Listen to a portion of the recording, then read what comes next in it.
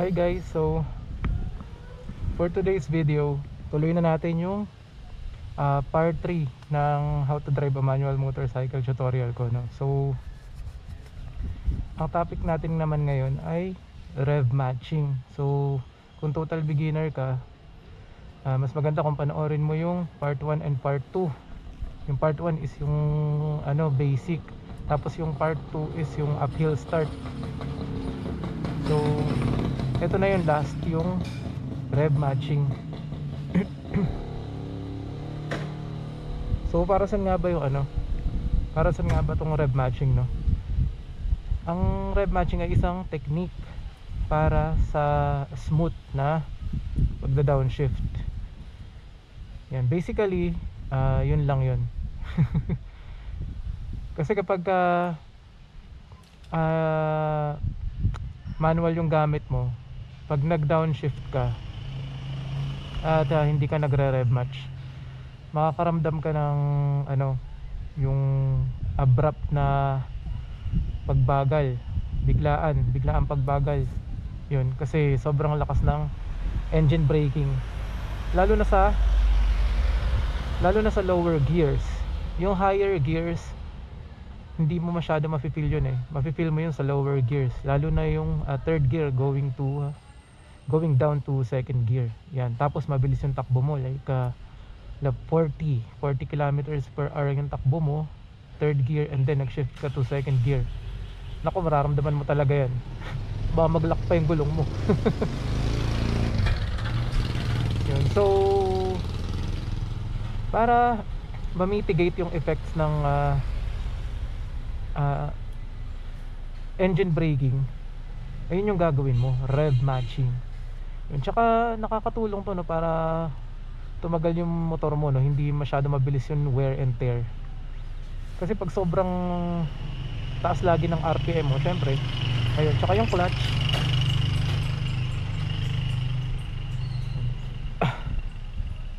So paano? Try na natin, no?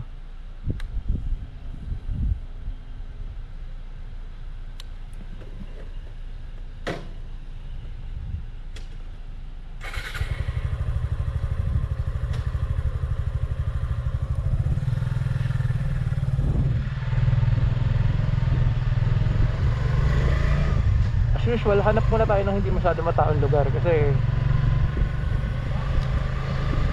minsan nagtitingin na nila ako, akala nila nagsasalita ako mag-isa. Well, nagsasalita naman talaga ako mag-isa, pero baka isipin nila siraan ako ng ulo eh.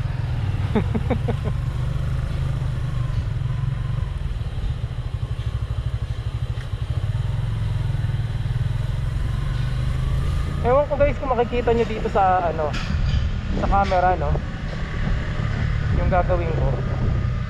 Tatry natin yung magda-downshift tayo ng hindi tayo magre-rev match from third gear to second gear.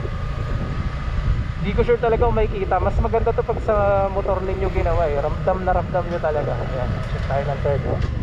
Takbo tayo ng kahit mga mga 35 plus downshift ka. Yun o. Diba? Ang taas bigla ng RPM, tapos bumabagal ka. Try natin.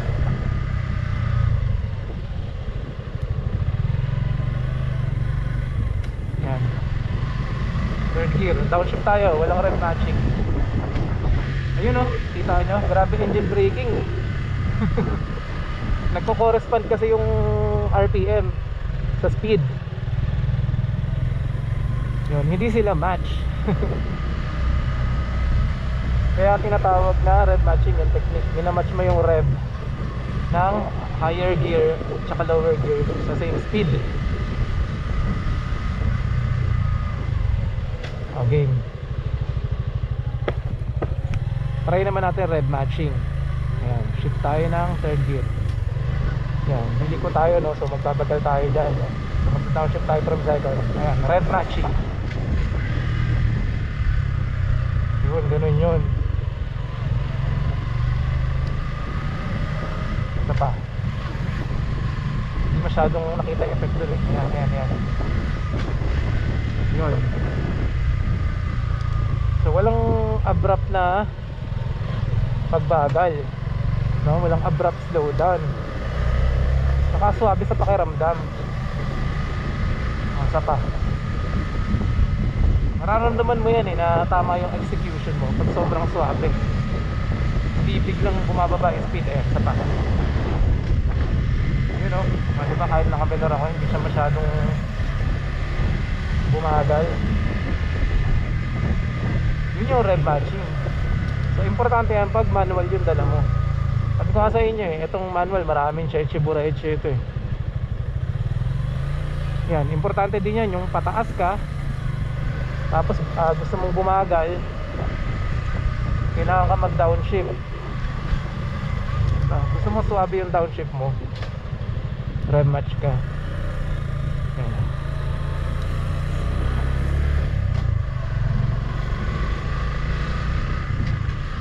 Naka-third gear tayo, no? Yan. Tapos kumakatal yung makina. Ayan, rev match ka na.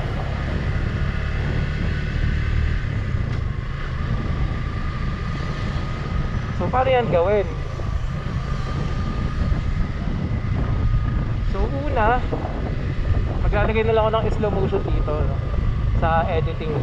Teka, daming sakyan.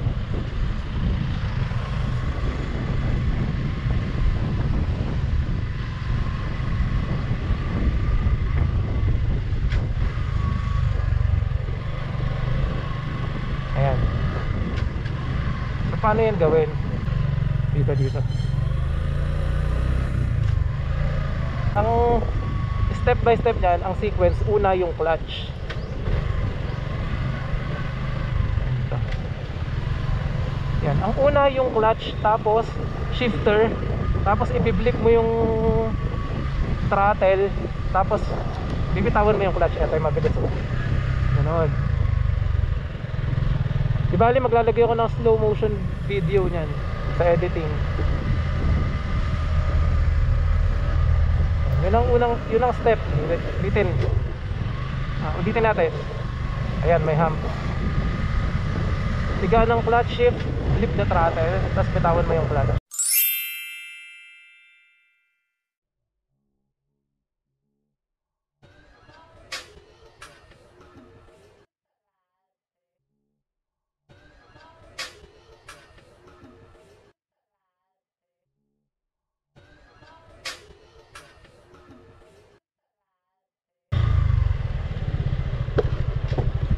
Yun ang rev match. Ganun lang kasimple yun.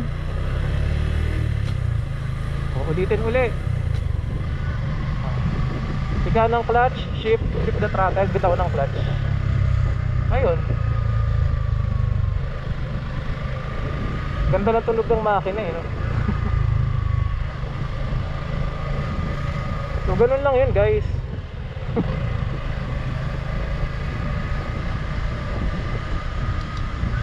Kaya kung may napapansin kayo yung mga manual, no, yung akala nyo bomba lang sila ng bomba. Well, yung iba talaga bomba lang ng bomba dahil walang magawa. Baka first time nakahawak ng motor. Tawag sa mga ganong boy bomba.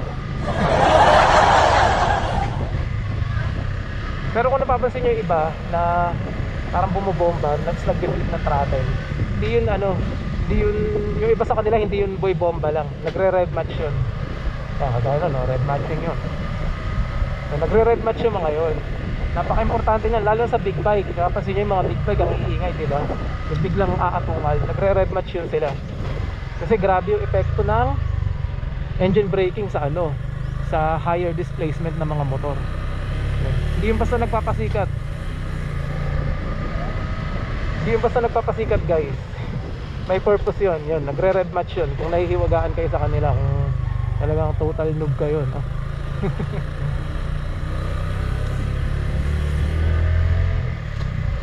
So yun lang. Diyan na nagtatapos yung